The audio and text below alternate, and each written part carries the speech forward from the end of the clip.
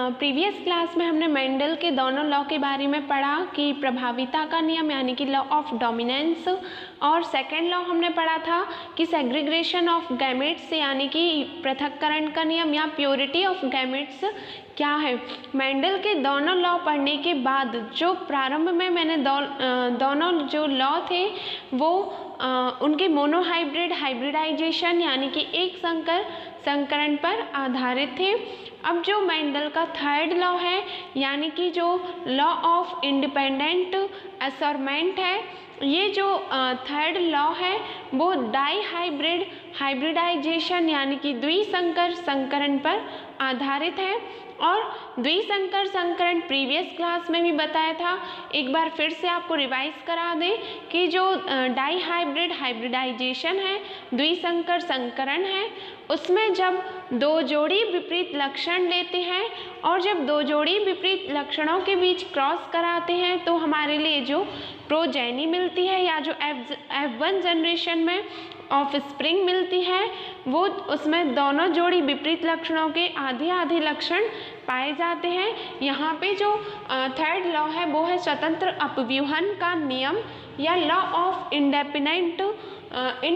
Independent assortment, या इसे हम बोल सकते हैं कि जो हमारा मतलब कि जो मेंडल का थर्ड लॉ है वो डाई हाइब्रिड हाइब्रिडाइजेशन पर बेस्ड है। डाई हाइब्रिड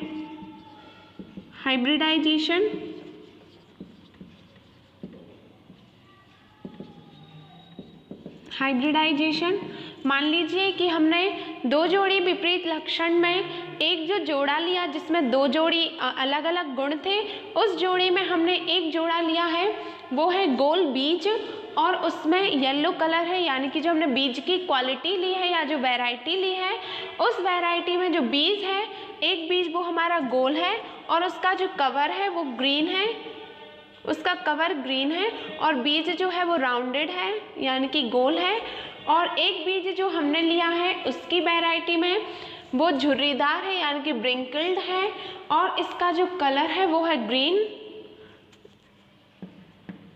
जो यहाँ पे एक कैरेक्टर लिया है, वैरायटी ली है वो राउंड और येलो है, और जो सेकंड वैरायटी ली है वो ब्रिंकल्ड यानी कि झुर्रीदार और ये जो है ये ग्रीन है। और जब इनके बीच हमने क्रॉस कराया तो यहाँ पे देखा कि इनके सबसे पहले गैमेट्स बनते हैं। गैमेट्स बनने के बाद मान लीजिए कि हमारा फीमेल प्लांट है और ये हमारा मेल प्लांट है। देन इनमें जब हमने क्रॉस कराया तो यहाँ पे जो हमारे लिए of spring milli F1 generation में, ये हमारी F1 जनरेशन है। इस F1 जनरेशन में हमारे लिए इसका जो कैरेक्टर इस वाली वैरायटी का मिला वो R बाय और इस वाली का स्मॉल r स्मॉल बाय था। तो इस प्रकार जो हमारे लिए F1 जनरेशन में प्लांट मिला है वो गोल और पीला है, गोल और पीला यानी कि राउंडेड है और येलो है, राउंड एंड येलो है। और इसके बाद यदि हम बात करें कि उन्होंने अपने लॉ में आगे क्या कहा, तो उन्होंने कहा कि जब दो जोड़ी विपरीत लक्षणों के बीच हमने क्रॉस कराया, हाइब्रिडाइजेशन कराया, तो F1 जनरेशन में जो प्रोजेनी मिलती है उस F1 जनरेशन की जो प्रोजेनियाँ होती हैं उनको आपस में यानी कि जितनी भी ऑफ स्प्रिंग्स मिली हैं, जब हम उनको आपस में स्वपरागण या सेल्फ पोलिनेशन करने देते हैं और सेल्फ पोलिनेशन करने के बाद जो हमारे लिए रेशियो मिलता है वो 9:3:3:1 मिलता है, यानी कि जो फिनोटाइपिक रेशियो है वो 9:3:3:1 मिलता है। ये हमारा फिनोटाइपिक रेशियो कहलाता है, फिनोटाइपिक रेशियो। तो उन्होंने बोला कि जो हमारी F1 जनरेशन थी इसी में हमने स्वपरागण होने दिया, सेल्फ पोलिनेशन होने दिया। तो इसके जो हमारे F1 जनरेशन में के जो प्लांट थे वो ये इस प्रकार थे कि R बाय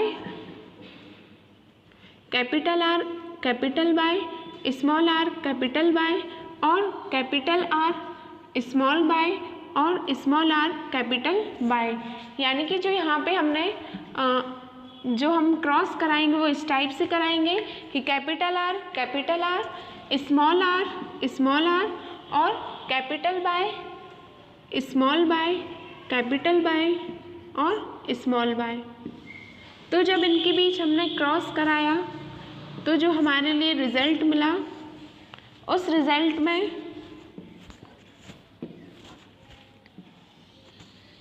यहाँ पे आपके लिए क्या करना है कि जो हम यहाँ पे ले रहे हैं वही हमें इस साइड लेने हैं। ये मेल और ये फीमेल हो गए। अब यहाँ पे जब हम क्रॉस कराएंगे तो जो हमने यहाँ पे लिया है सेम हमें इस साइड लेना है।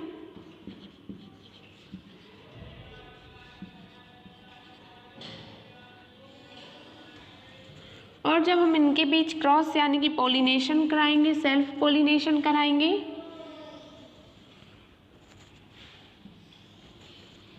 जब हम इनके बीच सेल्फ पॉलिनेशन कराएंगे तो यहाँ पे जब हम इन दोनों का मिक्सअप करेंगे तो हमें आर और बाय मिलेंगे। और जब हम यहाँ पे कराएंगे तो कैपिटल आर, कैपिटल वाई और स्मॉल बाय, और यहाँ पे capital R, capital Y, small Y, यानी कि डायरेक्ट हमें इनटू कराना है, इनका मतलब कि इनका गुणा करना है। और यहाँ पे जब हमने किया तो हमारे लिए capital R small Y, capital Y small Y मिला। और इसी प्रकार से हम यहाँ कराएंगे तो capital R, capital Y small, capital R और स्मॉल बाय मिलेगा। यहाँ पे कैपिटल आर स्मॉल बाय, और यहाँ पे कैपिटल आर स्मॉल आर और कैपिटल बाय स्मॉल बाय मिलेगा। और यहाँ पे भी जब हम क्रॉस कराएंगे तो हमें कैपिटल आर और स्मॉल बाय मिलेगा। और यहाँ पे भी इसी प्रकार से कराएंगे। तो यहाँ पे आपने देखा कि ये पूरी एक टेबल बन गई। इस टेबल के लिए हम 9:3:1 का नियम भी कहते हैं। यानी कि एग्जामिनर जो है वो आपसे पूछ सकता है कि ये जो हमारा 9:3:3:1 का नियम है उसे किस नाम से जानते हैं। तो ये जो नियम है वो स्वतंत्र अपव्यूहन का नियम कहलाता है। और जब एग्ज़ाम में ये नियम आता है तो हमारे लिए पूरी टेबल बनानी पड़ती है। और टेबल बनाने के बाद इसमें देखना पड़ता है कि कौन से कैरेक्टर डोमिनेंस है और कौन से रिसेसिव है। जैसे कि यहाँ पे हमारे लिए गोपी, यहाँ पे भी और यहाँ पे भी और यहाँ पे भी गोपी। यहाँ पे गोपी का मतलब है गोल बीज और पीला रंग, गोल बीज और पीला रंग, गोल और पीला।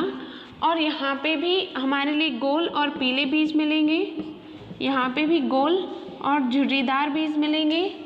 और यहाँ पे हमें गोल और पीले बीज मिलेंगे, यहाँ पे भी हमें गोल और झुर्रीदार बीज मिलेंगे। तो इस प्रकार से इसको पूरा देखने के बाद यहाँ पे जो कैपिटल आर है वो हमारे गोल बीज को प्रेजेंट कर रहा है, गोल बीज को। और जो हमारा स्मॉल आर है वो झुर्रीदार बीज के लिए, झुर्रीदार बीज। और जो हमारा कैपिटल बाय है वो पीले बीज के लिए। और जो हमारा स्मॉल बाय है वो हमारे ग्रीन बीज के लिए यानी कि हरे रंग के बीज के लिए रिप्रेजेंट कर रहा है, हरे रंग का बीज। तो यहाँ पे देखा कि हमारे लिए जितने भी गोल और पीले बीज मिले हैं वो संख्या में 9 है। और झुर्रीदार और गोल बीज मिले हैं वो 3 हैं। और हमारे लिए गोल और हरे बीज मिले हैं वो 3 हैं। और हमारे लिए हरे और झुर्रीदार बीज मिले हैं वो 1 है। तो इस प्रकार से जो मेंडल का थर्ड लॉ था यानी कि स्वतंत्र अपव्यूहन का नियम था, इस स्वतंत्र अपव्यूहन के नियम में उन्हें एट द लास्ट जो रिजल्ट देखा वो ये था कि जब 2 या 2 से अधिक लक्षणों के बीच क्रॉस कराते हैं तो उनके जो लक्षण हैं वो एक दूसरे पर निर्भर नहीं करते बल्कि स्वतंत्र रूप से वंशानुगति यानी कि स्वतंत्र रूप से हेरिडिटी को प्रेजेंट करते हैं। और एक कैरेक्टर के जो गैमेट्स होते हैं या जो एलिल्स होते हैं वो दूसरे कैरेक्टर के गैमेट्स या एलिल्स पर डिपेंड नहीं रहते और दोनों ही जो वैरायटीज़ होती हैं वो अपना अपना रिजल्ट देती है और उनका जो रिजल्ट है वो एक दूसरे पर डिपेंड नहीं रहता। और इसी लॉ के लिए हम स्वतंत्र अपव्यूहन का नियम या 9:3:3:1 या इसे चेकर बोर्ड नियम भी कहते हैं। चेकर बोर्ड नियम एग्जाम में आपसे पूछ सकते हैं कि स्वतंत्र अभिव्यूहन के नियम के लिए चेकर बोर्ड के माध्यम से समझाइए। तो चेकर बोर्ड के माध्यम से हमें बताना पड़ेगा कि जो हमारे मेंडल का थर्ड लॉ है वो क्या है, और इसमें हमारे लिए जीनोटाइपिक और फिनोटाइपिक रेशियो भी बताना पड़ता है। तो यहाँ जो हमारा जीनोटाइपिक रेशियो है वो हमारा जीनोटाइपिक